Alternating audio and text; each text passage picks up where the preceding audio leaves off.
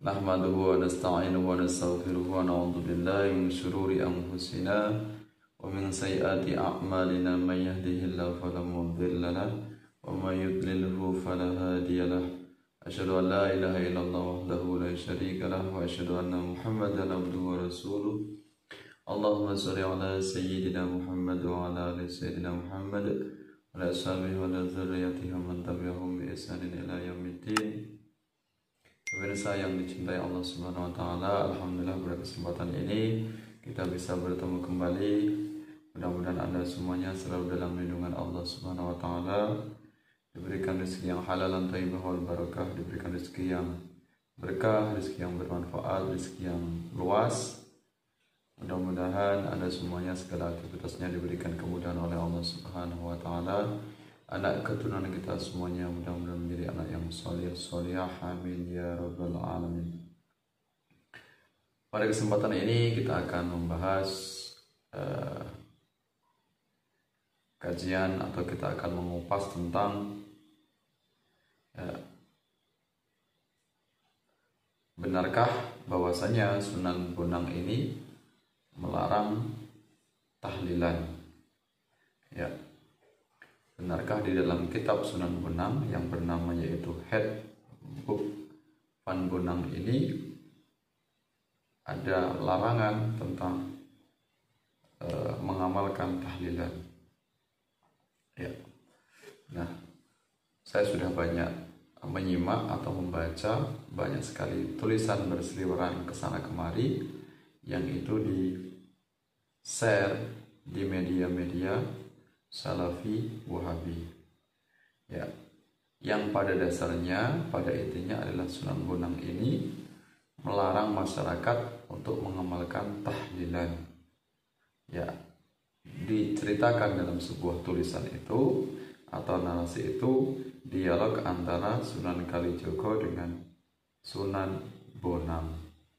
Ya, seolah-olah atau terkesan Sunan Bonang ini menegur Sunan Kalijogo, ya, atau Sunan Ampel, ayah dari Sunan Bonang ini memperingatkan Sunan Kalijogo tentang amaliyah masyarakat yang dilestarikan, yaitu amaliyah tahlilan.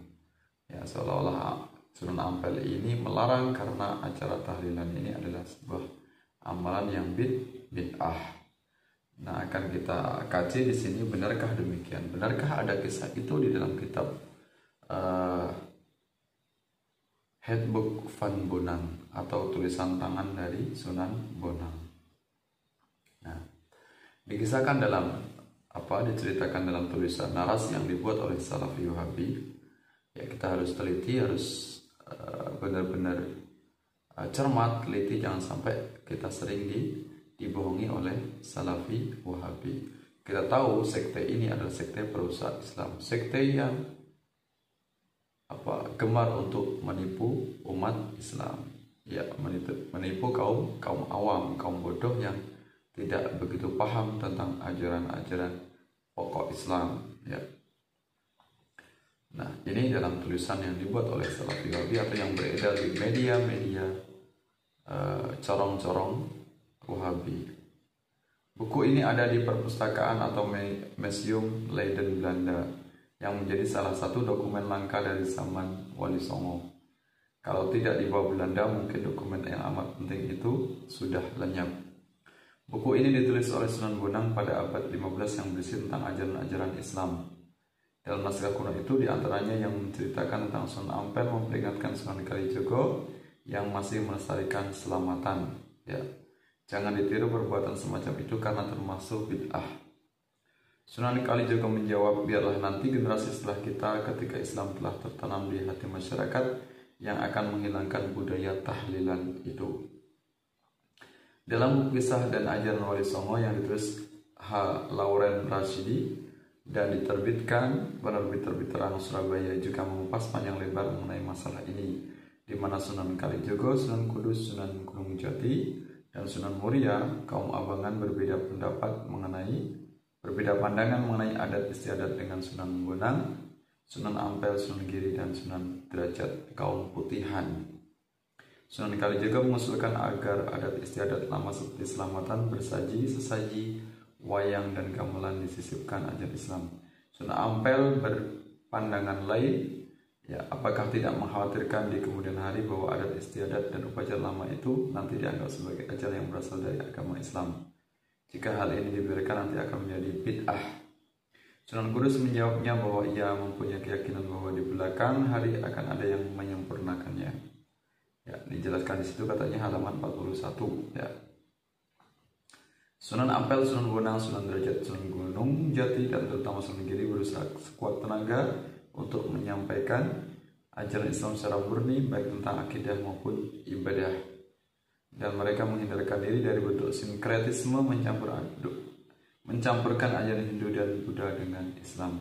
Tapi sebaliknya Sunan Kudus, Sunan Muria, dan Sunan Kalijaga mencoba menerima sisa-sisa ajaran Hindu dan Buddha di dalam menyampaikan ajaran Islam. Sampai saat ini budaya itu masih ada di masyarakat kita seperti sekatenan, rawatan, sholawatan, tahlilan, dan upacara 7 bulanan dan lain-lain. Ya, itu pernyataan dari tulisan-tulisan yang beredar di kalangan Salafi Wahabi. Ya. Salah satu catatan menarik yang terdapat dalam dokumen Handbook Van Bonang itu adalah peringatan dari Sunan Bonang kepada umat untuk selalu bersikap saling membantu dalam suasana cinta kasih dan mencegah diri dari kesesatan dan bid'ah. Bunyinya sebagai berikut: wahai saudaraku, karena kalian semua adalah sama-sama penganut Islam, maka hendaklah saling mengasihi dengan saudaramu yang mengasihimu. Kalian semua hendaklah mencegah dari perbuatan sesat dan bid'ah. Nah, itu tadi mengutip dari tulisan-tulisan yang beredar di kalangan Salafi Wahabi yang berupaya untuk agar masyarakat sanksi atau ragu-ragu tentang amalan mereka, agar terkesan amalan tahlilan atau selamatan itu sebagai amalan dari agama Hindu dan Buddha. Ya, akan kita kaji bersama, benarkah demikian? Benarkah ada tulisan semacam itu, pesan dari Sunan Bonang kepada Sunan Kalijaga atau dialeknya? Ya, ternyata kalau kita kaji lebih luas dari media yang lain, media yang lebih dipercaya, ternyata tidak ada satupun dialog antara Sunan Ampel atau Sunan Bonang terhadap Sunan Kalijaga, apalagi sampai kemudian melarang masyarakat untuk mengamalkan yang namanya selamatan atau tahlilan. Ya, dalam sumber yang lebih valid bahwasanya ya kitab Handbook Van Bonang atau tulisan tangan dari Sunan Bonang ini adalah kitab dakwah yang berbentuk sastra. Ya, kitab dakwah sastra Sunan Bonang. Ya, memang dalam riwayat betul sekali bahwasanya itu tersimpan di Leiden atau Universitas Leiden, Belanda. Tapi tidak ada riwayat kemudian dialog antara Sunan Kalijaga dengan Ampel dan Sunan Bonang. Jadi itu adalah sebuah manipulasi sejarah, kebohongan dari Salafi Wahabi. Kalaupun seandainya memang benar ada dialog semacam itu, tentu yang diantisipasi oleh Sunan Ampel dan Bonang atau Sunan Derajat bukanlah tentang tradisi tahlilan, tapi bisa jadi adalah tradisi sinkretisme yang itu bukan tahlilan. Karena kita tahu Hindu dan Buddha tidak mengamalkan tahlilan. Tahlilan itu jelas adalah bersumber dari ajaran Islam. Ada nafasnya tentang ajaran Islam. Tidak mungkin kemudian amalan-amalan itu kemudian dibiarkan begitu saja oleh Wali Songo, yang kita tahu Wali Songo ini adalah ahli agama, ahli fikih. Kemudian mereka membiarkan saja amalan itu sampai sekarang jika seandainya itu adalah amalan yang bertentangan dengan ajaran Islam. Ya, dan tidak ada ceritanya kemudian ada kalangan di dalam tubuh Wali Songo itu ada kalangan putih dan kalangan abangan. Itu jelas itu adalah kebohongan, ya, karena kita tahu semuanya Wali Songo adalah ahli agama, semuanya juga menguasai tentang ajaran Islam. Ya, itu tidak mungkin kalau mereka itu adalah ada kalangan Wali Songo yang abangan. Ya, jadi Wali Songo ini memang benar-benar kompak dalam berdakwah Islam sesuai dengan bidang masing-masing, tapi dengan tidak merupakan pemahaman mereka terhadap ajaran Islam. Tetap pemahaman fikih atau ajaran Islam mereka tetap yang diutamakan. Dan kita tahu Wali Songo ini hampir semuanya Wali Songo ini juga mengadopsi budaya lokal, tradisi-tradisi lokal, gamelan dan sebagainya. Yang itu bukan hanya dilakukan oleh Wali Songo tentang wayang kulit dan sebagainya, termasuk Sunan Ampel, Bonang dan sebagainya juga melakukan strategi dakwah dengan mengadopsi budaya lokal. Jadi jangan kita artikan ketika ada gamelan itu atau wayang kulit itu hanya Sunan Kalijaga saja, tapi itu artinya media-media Sunan yang lain juga mengadopsi budaya lokal, ya bukan hanya Sunan Kalijogo yang dengan wayangnya, tapi budaya lokal yang lain yang itu dijadikan media dakwah oleh Wali Songo yang lain. Ya, ini dalam referensi yang lebih valid. Ya, Sunan Bonang merupakan ulama yang dikenal piawai dalam dakwah melalui sastra, yang menggunakan perantara sastra seperti tembang, lakukan pewayangan yang islami dan juga suluk. Ia juga seorang dai yang cukup banyak meninggalkan karya tulis dan masih terpelihara hingga saat ini. Karya tersebut seringkali menjadi rujukan utama penelitian mengenai perkembangan Islam di masa Wali Songo. Ya. Nah, ini manuskrip Headbook Van Bonang. Ya, kitab primbon Sunan Bonang merupakan Headbook ini berarti isinya adalah primbon atau dalam bentuk sastra. Ajaran-ajaran hidup seorang muslim memiliki akhlakul karimah hingga laku spiritual seperti surat zikir, puasa dan lain sebagainya. Kitab primbon Sunan Bonang atau Headbook Van Bonang ini ditulis dalam bentuk dialog antara guru sufi dan muridnya. Bentuk karya sastra sejenis juga banyak dijumpai dalam sastra Arab dan Persia. Ya. Oleh para ahli, karya sastra Sunan Bonang dianggap sebagai karya sastra yang hebat, penuh keindahan dan makna kehidupan beragama. Keberadaan manuskrip primbon Bonang kini masih tersimpan rapi di perpustakaan Universitas Leiden Belanda. Inilah disebut dengan Headbook Van Bonang, ya, tulisan tangan atau primbon atau sastra dari Sunan Bonang. Ya, Sunan Bonang cukup jeli dalam memberikan uraiannya melalui kitab primbonnya, menekankan pentingnya mengenai aliran-aliran pemikiran yang masuk kategori menyimpang dari ajaran Ahlus Sunnah. Jadi kitab primbon ini adalah media dakwah atau kitab dalam bentuk sastra yang itu dalam rangka juga untuk membela, membentengi dari paham Ahlus Sunnah wal Jamaah, ya, membentengi akidah Ahlus Sunnah wal Jamaah dari berbagai macam aliran-aliran bid'ah. Aliran bid'ah di sini yang dimaksud bukan amalan tahlilan, yasinan dan sebagainya, tapi aliran bid'ah ini aliran yang dalam bentuk akidah, bertentangan dengan akidah Ahlus Sunnah wal Jamaah. Sangat jauh menyimpang apa yang dipahami oleh kelompok Salafi Wahabi ketika dikatakan bid'ah itu bid'ah dalam bentuk perbedaan furu'iyah. Itu sangat sangat tidak nyambung sekali, ya, sangat bodoh sekali ketika dikatakan bid'ah itu berkaitan dengan amalia-amalia furu'iyah atau ikhtilaf di kalangan ulama atau khilafiyah. Nah, jelas itu bukanlah sesuatu yang bid'ah. Kita terjadi perbedaan pendapat, ya, yang bersifat furu'iyah, bukan hal yang pokok. Padahal kita tahu yang dimaksud dengan bid'ah dalam pemahaman Rasulullah, para sahabat, kemudian para wali adalah bid'ah dalam arti adalah akidahnya yang menyimpang atau bertentangan dengan akidah Ahlussunnah wal Jamaah, seperti akidah Syiah misalnya, akidah Mu'tazilah atau akidah Salafis Wahabi sendiri yang itu jelas menyimpang dari akidah Ahlussunnah wal Jamaah, karena mereka menggunakan akidah yang dibuat oleh Ibnu Taimiyah dengan konsep trinitas tauhidnya, yaitu uluhiyah, rububiyah dan asma wa sifat. Ia mengingatkan kita untuk sungguh-sungguh dalam memahami ajaran tauhid dan ketuhanan. Jika salah seorang orang tersebut sebagai wong sasar atau orang yang tersesat, ya, jika salah dalam memahaminya. Sunan Bonang menyoroti beberapa aliran yang dinilai menyimpang pada abad ke-15 Masehi. Nah, ini maksudnya aliran yang menyimpang itu dalam bidang akidah, bukan tentang perbedaan-perbedaan furu'iyah atau khilafiyah, ya. Tidak mungkin para wali songo itu membahas perkara yang itu bersifat remeh-remeh atau bersifat yang recehan, ya, karena itu tidak mungkin, tidak akan pernah selesai sampai hari kiamat. Tapi yang paling penting adalah mereka menjaga, menfilter aliran Ahlussunnah wal Jamaah dari akidah yang menyimpang, yang bertentangan dengan aliran Sunni, ya.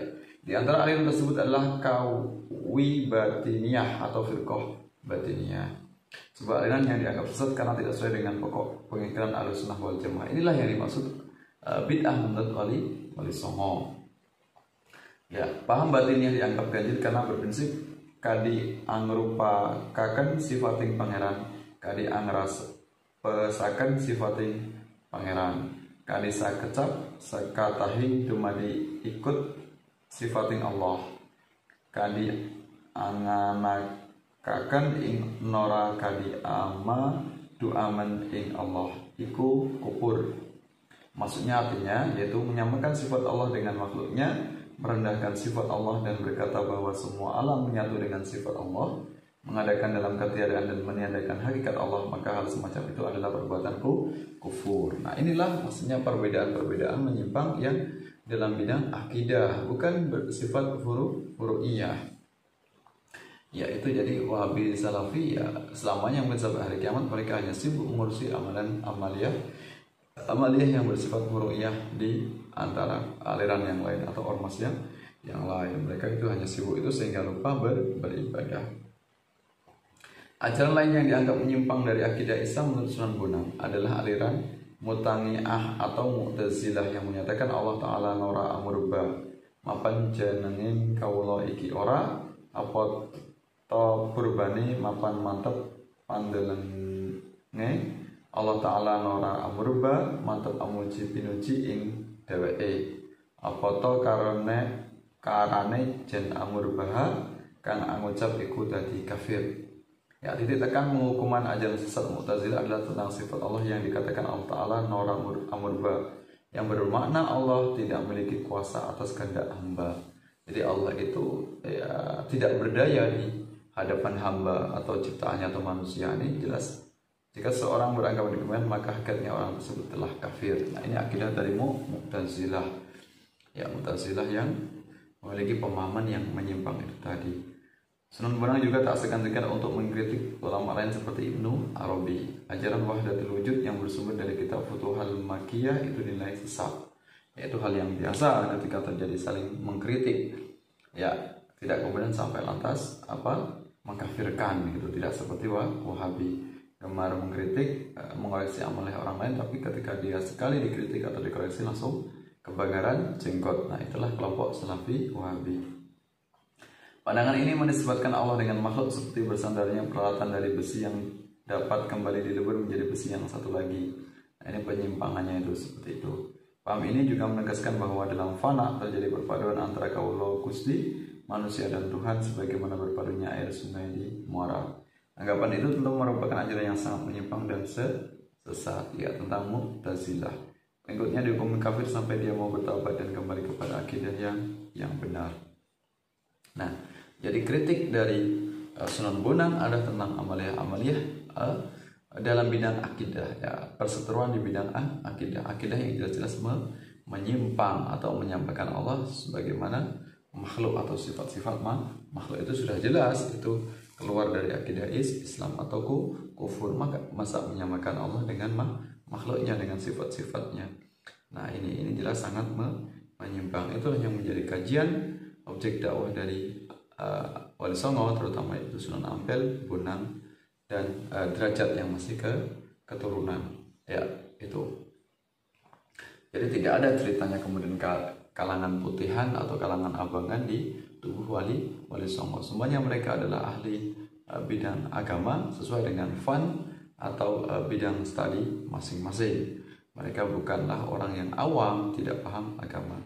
Kemudian terbujuk Sunan Kalijogo dan Sunan yang lainnya pendukung dari Kalijogo, yaitu tentang membiarkan amalan yang itu dikenal menyimpang. Itu sangat tidak mungkin, ya. Mereka semuanya adalah juga menguasai pemahaman ajaran Islam yang benar pokok-pokoknya, ya. Nah, itu.